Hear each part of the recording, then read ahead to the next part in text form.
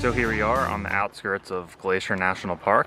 We just drove in from Calgary today. It was about a 3-hour drive, excluding stops, of which we made a few. And the scenery, the landscape coming out of Calgary was super flat.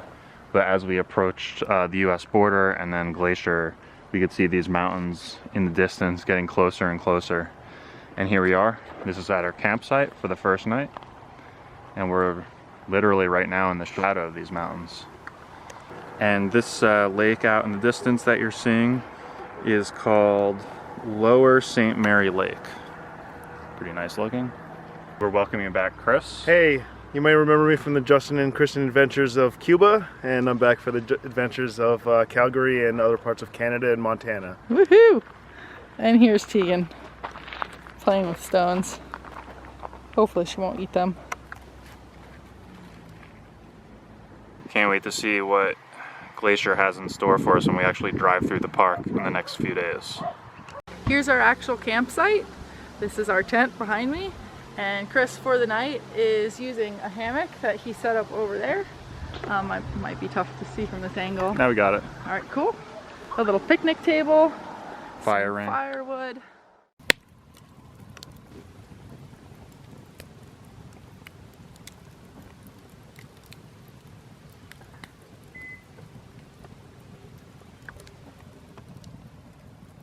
Good morning. It's our first morning after we spent the night at our campsite. It's pretty chilly. I just had made Tegan some pre-breakfast before the breakfast. We're gonna pack up today and go to our next campsite and just wander around and explore Glacier. And we also realized that our tent is called the Montana. Chris, how'd you sleep? Not great. It's pretty cold last night. Woke up a few times, but I guess I didn't expect to be below 50 degrees like it was. It was 42 when I woke up, but all things considered, not too bad, I guess. We might have to stock up on some layers. This is the only long sleeve item I have. I forgot other stuff at home, and it's cold. It's so cold. And it's gonna get colder in Banff. No. Now we're eating our breakfast, our real breakfast. Bacon and eggs. Tegan, you should say thank you to your daddy. He's our tour guide, our driver, our chef, our cleaner, our tent putter-upper, and our tent de-putter-downer. De-putter-downer, a putter-upper. Yeah. Yeah. And Tegan, well, she just ran around and caused a lot of commotion. Okay, so we just arrived at the east entrance to Glacier National Park. We're about to drive Going to the Sun Road. It's one of the most scenic drives in the world. So we're very excited about that. It goes over Logan Pass, which is a mountain pass. This road is only open for like 1 or 2 months out of the entire year. The rest of the year there's like 30 feet of snow on it. So of course we're here during the time when we can drive it, which means that everyone else is too. So we hope to not hit too much traffic, but nonetheless we won't be spoiled for views. The best view of them all. So we're only about 5 miles in and already we have a gorgeous, gorgeous view. Behind me is Wild Goose Island and it is so absolutely stunning. Look at that. Postcard image right there. It is. We assume that's Wild Goose Island itself, based on our keen deduction skills. And I just heard the guide say that it's actually very rare to be able to see the reflection of the water, see the mountains in the water.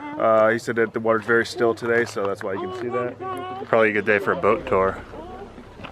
We think this is still St. Mary's Lake.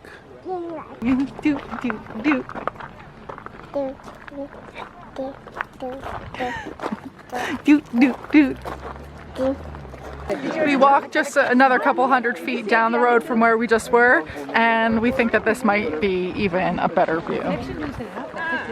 It's like perfectly centered, perfectly reflective.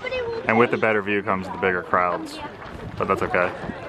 Can't have it all to ourselves, unless we kill everyone. So we just stopped at a viewpoint to see Jackson Glacier, which is behind me. It's the first glacier we've seen in Glacier, so we figured we had to stop. Yeah. Not quite as nice of a view as the last one. So we drove like 2 miles since the last stop, and we had to pull over again because we saw this view, and it's unbelievable, the scope of it.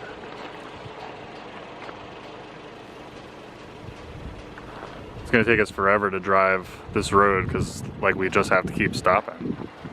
Not complaining. It's 50 miles long.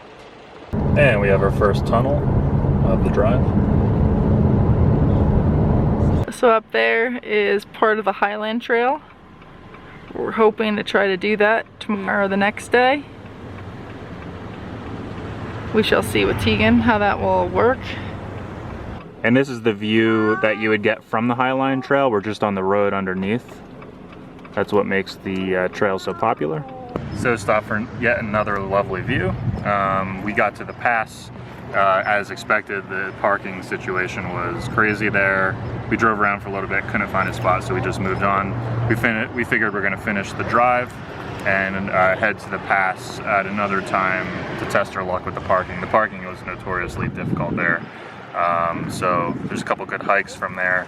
So we're gonna try to go back in the next few days and do those hikes then. And as of now, we're just gonna finish out the drive. The destination is Lake McDonald. That's at the western end of the road, going to the Sun Road. And another great view. More great scenery. Glacier does not disappoint.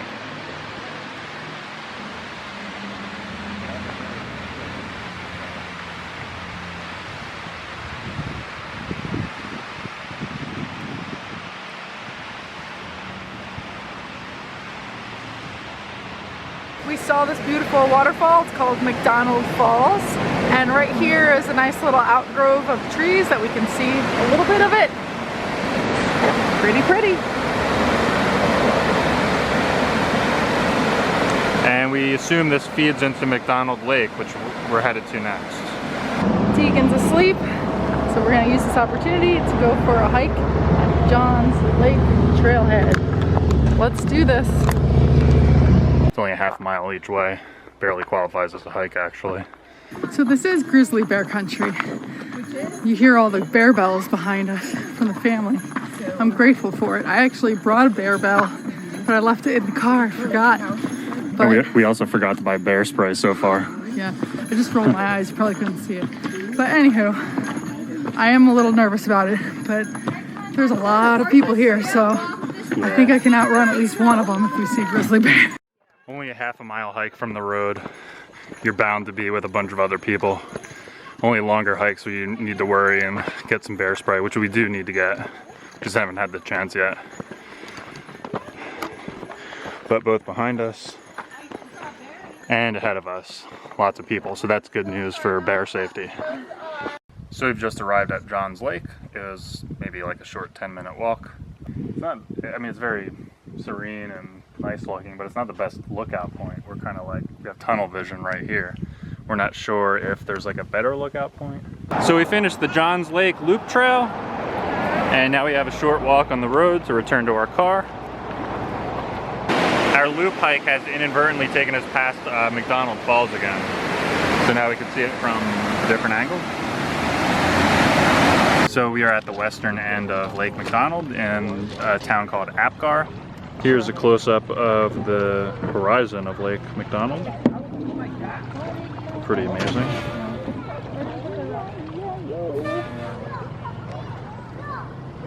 We're now heading back the other way, down going to the Sun Road, back to St. Mary. And look at that.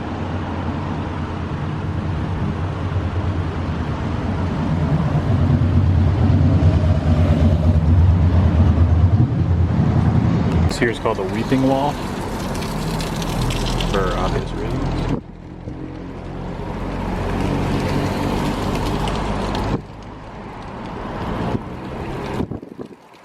And we've seen our first billy goat.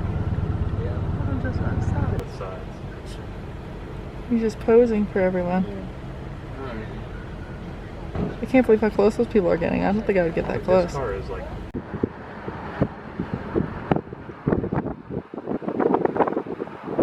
And we have our first bear sighting. It's always easy to spot the wildlife when all the cars are stopped. We know this is a black bear because the face, can't really see it now, but the profile of his face is a straight line from his eyes down to his snout. Grizzly bears have more of like a concave shape. Black bears can be brown or black, and brown bears can be brown or black as well. So you can't really go by the color. So literally less than a half a mile after we saw that bear, we turned into our campsite. It's 50 feet away. And we see the sign now. So here we are setting up camp at St. Mary's, and just like last night at Johnson's, we are completely in the sun. There's no cover whatsoever.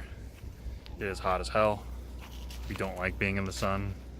And also, after the sun goes down, it gets very cold.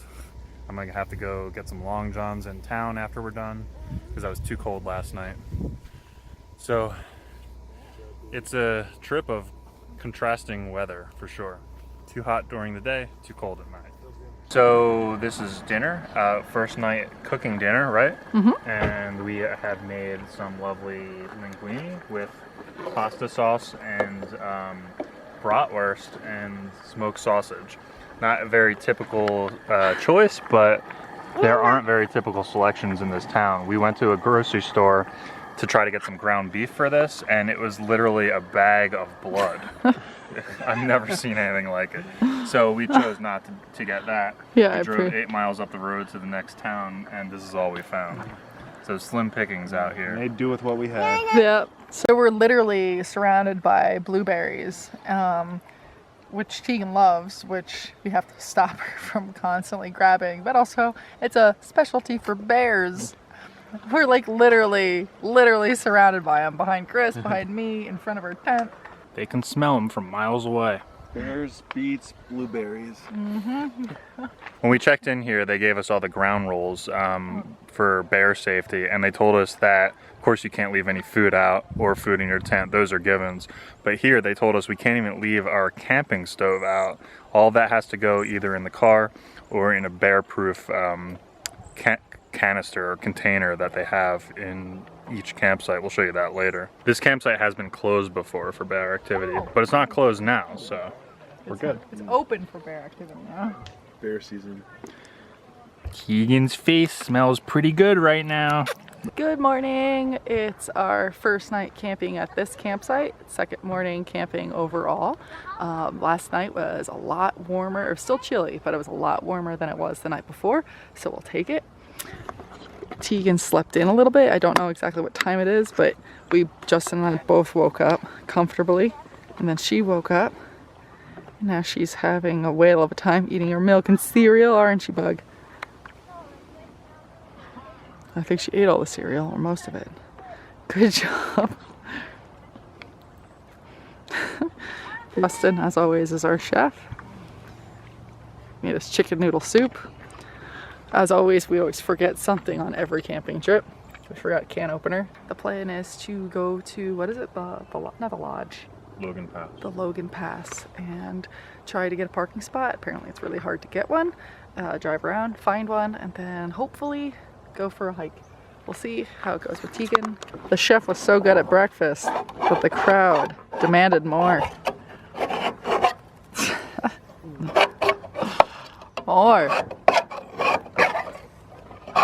More Chef Campbell. More.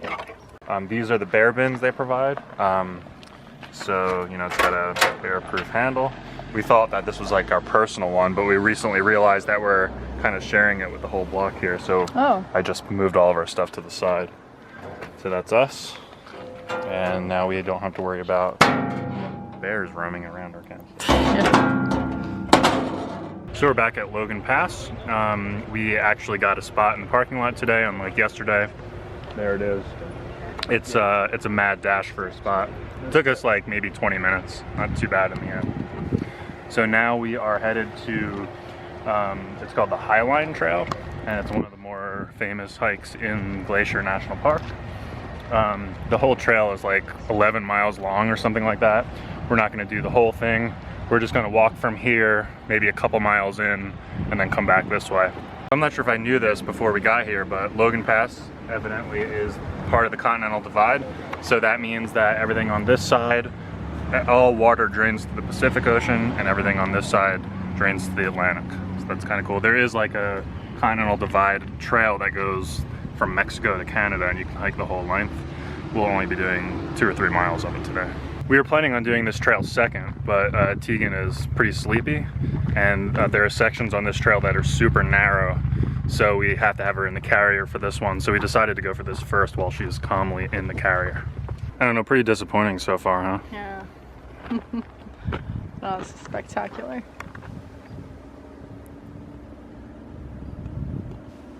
Spectacular. So this is the start of the official narrow section.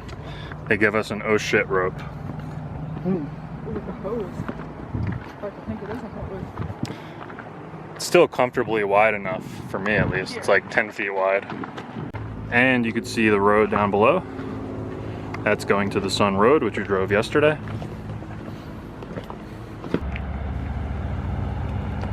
That's not funny at all. It's a little bit more narrow here. So we finally wised up and we remembered to get some bear spray. We have it right here. Easily accessible if we need it. It shoots 30 feet. It sprays for 4 seconds. So that's all the time we have to aim for the eyes. That's what he said. This is more narrow and there's no rope here. Yeah, it's not as steep though. Oh. No? So Tegan has awoken, and because of that, we have turned around because we need to get through that narrow section, and actually really the whole hike, even this section, without letting her run around, because she can fall into that.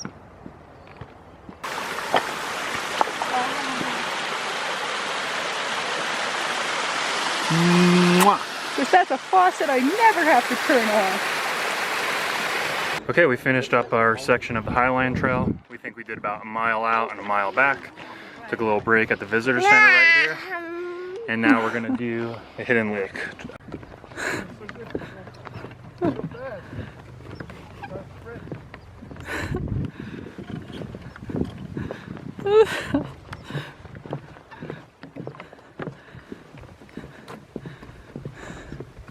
Watch where you're walking, baby.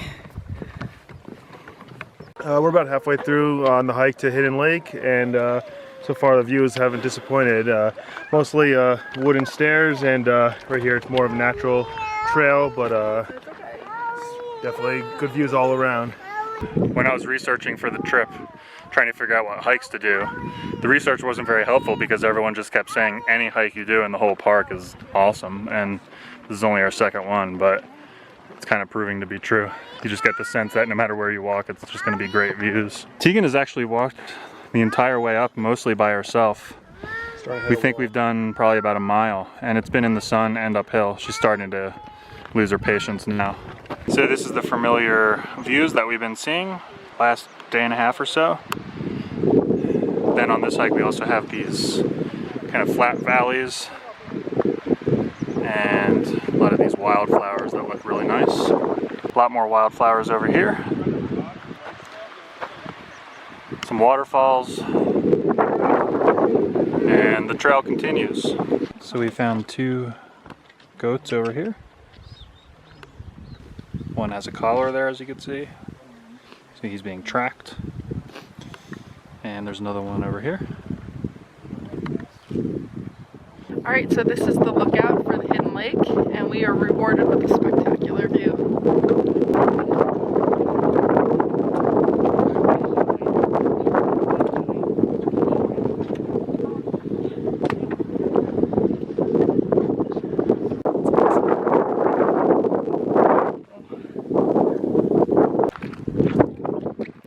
You're gonna touch every rock.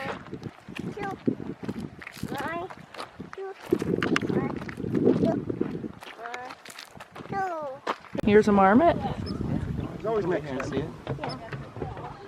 We can do that. I mean, it only took me 33 years to do it. So we mentioned before how the grocery store here in St. Mary does not have a good selection of meat or produce. They did replace the bloody bag of ground beef. Sadly enough, we can't get any footage of that. But we can get some footage of this lovely asparagus right here. And these peppers. The whole time we've been here for like 3 days, they've been here for sale for 25 cents. Squash.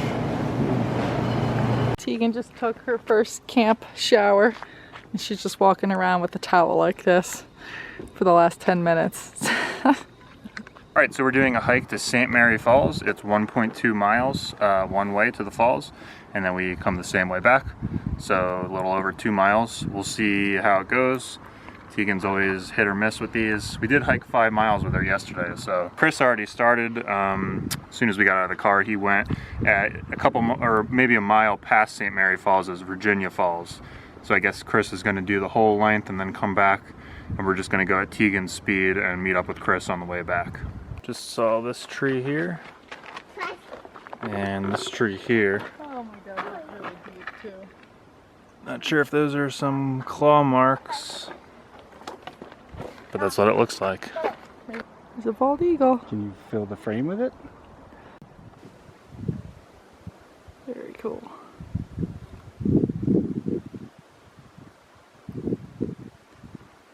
Good eye. I never would have seen that. Oh my god. Is there anything cuter? Good job! Yay, baby! Hi! Oh, you're so cute! Tegan, you made it! Wow! Wow! Wow! Waterfall! Wow!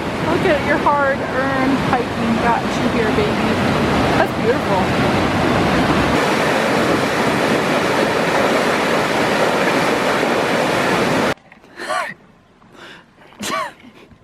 I'm actually getting quite good at this. I did that in less than a minute. Yeah. Tegan's coloring. And Daddy is stabbing cans and cooking. Good job. It smells delicious. This is our last day here at Glacier. So we're using all of our firewood. And all of our random paper and cardboard. It's raging. It's like my forehead is burning. Alright, where are we again? I'm just kidding.